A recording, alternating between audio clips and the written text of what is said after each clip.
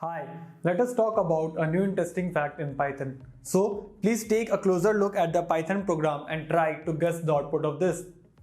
Those of us who are coming from C++ or Java background will guess the output of this program as error because the same function is returning both the string value as well as the integer value. This is not allowed in those languages. But do you know, when you run this program in Python, you will get the output as this.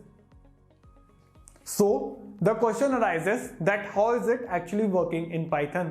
This is because in Python, the type is stored with the value and not with the variable. So here the function is first referring to 100, which is an integer value, and then it refers to GFG, which is the string value. Now you can note here that the function does not contain any type, it just refers to the particular location. This is how functions are defined in Python. Hope you enjoyed the video, and next video we will discuss another interesting fact.